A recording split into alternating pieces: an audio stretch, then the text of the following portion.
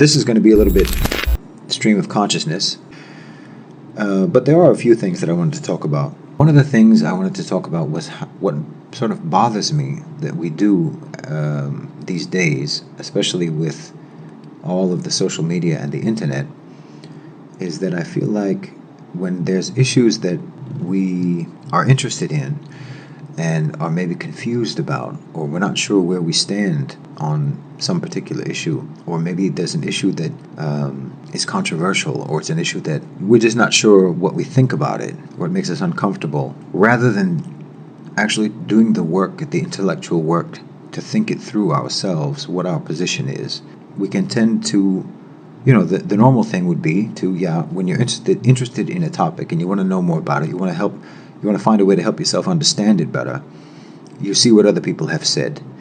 You read articles, you read books, you listen to podcasts, you listen to lectures, you watch videos on YouTube about it or whatever. You research on the internet and find out what people have said. People who have taken a position on a topic that you're interested in. You find out what they've said, what their positions are, how they've articulated their arguments. And then what often happens is when there's a topic that you're not sure where you stand on it, and then you watch someone discussing it, or you read someone discussing it, and that person is particularly convincing or persuasive, or that person is particularly eloquent or articulate, that gives you some measure of comfort in taking their position. Whether you've actually thought through whether you agree with that position or not, actually. It may be that you're just persuaded by their articulation, by their eloquence. And it's not actually that you agree with them. It's just that they come across very intelligently. And maybe to one extent or another, you feel an inclination to agree with them, and then you just like the arguments that they've made. So then what you do is whenever you discuss this topic with other people, you just repeat the arguments you've heard or read or watched. And it's basically like you're mimicking what they've said, and you're trying to reenact the experience of being convinced, the experience of appreciating that person's level of eloquence. And you want other people to react to you the same way that you reacted to that person. So you just repeat what they said. But the truth is that you haven't actually thought it through. You haven't even analyzed the words that you yourself are saying. And I think this is a problem. It's intellectual laziness. And you end up, even if you're able to articulate and argue in a really intelligent sounding way, you don't even believe what you're saying because you haven't thought it through. They're not your words. They're not your arguments. It's a charade. So you're not actually any better off than you were before, and that you don't actually still know what your position is. You just know that you like the way that person argued, and so you're copying them. I think we all do this. I've done it, and I think loads of people do it. And there's nothing surprising about that. I mean, Rasulullah ﷺ said that, some of you may come to me with your disputes, and one of you may be more eloquent than the other, and then I will decide the case in favor of that person who's more eloquent, even if they may actually be wrong. And I may give the rights to the wrong person, just on the basis of that person's superior ability to argue. So, you could watch a debate, and someone is really clever and eloquent and charismatic in their presentation, but they could be wrong. And the other person maybe can't argue as well. Maybe they're not as eloquent. Maybe they're not as comfortable speaking in public, or whatever the case may be. And they lose the debate, but they may be right. So this is the problem, is that when you fail to think things through for yourself, when you fail to do the necessary intellectual work of actually sifting through a topic and analyzing it with your own mind, you can end up spreading the wrong ideas. You may end up spreading ideas that you don't actually even agree with, because you haven't even done the work to look into it and to analyze it enough to know what your position is. All you know is that you like the way that person argues, and you want to use those same arguments. It's just like if you hear a funny joke, someone tells a joke and is particularly funny, and then you just say the same thing, because you're basically just reenacting that moment when you heard a funny joke, the way they told it, and you want to copy them in the way that they told the joke. It's the same, really. When someone has a really good way of argumentation, you just start to mimic their style. And you see this with, like on social media, you see people who are big fans of particular pundits, like, Ben Shapiro or Sam Harris or Jordan Peterson or, other, people on the left. You just like their arguments, you like their talking points, and then they have their fan base that starts to mimic them in style, starts to mimic the arguments that they make, and you just hear the same arguments being repeated by multiple people, and no one has actually thought it through except maybe the original person who made the argument. So I don't want to be like that. I want to know what my position is. I want to think it through for myself and be able to reach my own conclusions. Those may or may not agree with what's popular or what's accepted or what's commonly accepted, but at least it'll be something that I've thought through, and then I'll actually know what I think. And I encourage everyone to do that. And I think it's a real problem for us as Muslims, because I think that there's a lot of things that we just don't think through.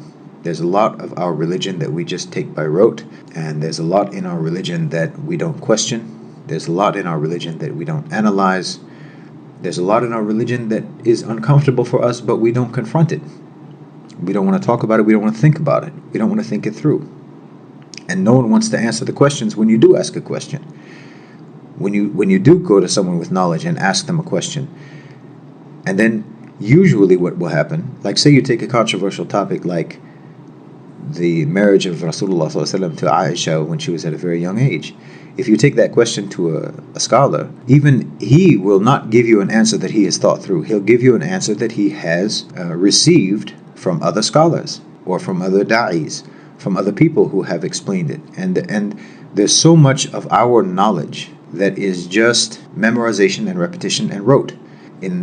Because we have this respect for our early scholarship, we just repeat what they say, we just mimic what they say, we just imitate it, again, without actually intellectually owning it and understanding it.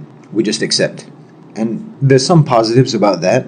There's some kinds of knowledge that has to be done that way, but then there's other types of knowledge that requires you to do the intellectual work to understand it. And I just think that as a community, I think we've gotten very negligent about doing that. And I think that there are a number of topics in Islam that we don't want to think about. There are a number of topics in Islam that are awkward and uncomfortable for us to confront. And I listened recently, this last week, I was listening to a couple of lectures by Jonathan A.C. Brown. And first of all, I want to say I really appreciate this brother. I appreciate his intelligence, I appreciate his intellect, I appreciate the meticulousness with which he analyzes things, and his objectivity. And one of the things that I really appreciate about him is that his lack of pretension, his lack of the sort of pompous self-righteousness that we find among so many Muslim speakers. This virtue signaling that we see so much among Muslim speakers. He doesn't really do that, and that's very refreshing. But I listened to two lectures by him. One was about slavery, and the other one was discussing the ayah in the Quran that talks about beating one's wife. The first lecture I thought was superior to the second. I thought that his discussion about slavery in Islam, it's based on a book that he's written, which I hope to get and read. I thought there was almost nothing that he said I didn't agree with. I thought it was an excellent lecture and very well presented and very well researched and very well argued. The second lecture, the one about the ayah about beating the wife, I felt like it was a little less frank, a little more reticent to take an unpopular position. And this is the thing. I really think that these topics, these ayahs in the Quran or these hadiths that sort of fly in the face of political correctness and a lot of the modern ideologies that we have, modern sort of so-called enlightened thinking of this era, provide us an opportunity to be honest with ourselves about who we are and what we are and how we are. And I think that we need to be able to deal with them honestly and think about them honestly and analyze them and understand them properly so that we can understand ourselves. Because, the basic concept is when you find something in the Quran or in the Sunnah that makes you uncomfortable, the problem is with you. The problem isn't with the Quran or the Sunnah. The problem is with you. And you have to find a way to reconcile it, because this is a problem inside your own mind and inside your own perspective that needs to be fixed.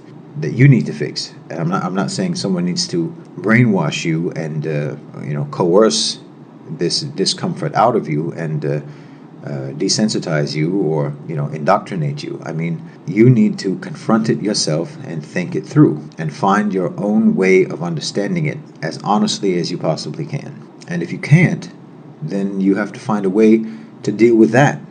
If you can't reconcile it in some way intellectually, then you're going to have to you have to confront that there are aspects in Islam that you cannot reconcile yourself with intellectually. So there's no way around this struggle. Either you have to struggle to find a way to reconcile it, or you have to find a way to struggle to reconcile the fact that there are things in your religion that you cannot reconcile. But either way, there's an intellectual struggle that we have to go through if and when we encounter things in the religion that make us uncomfortable or that are awkward or that conflict with things that we, with morals or principles or values that we hold. So, jazakumullahu khairan wa assalamu alaikum.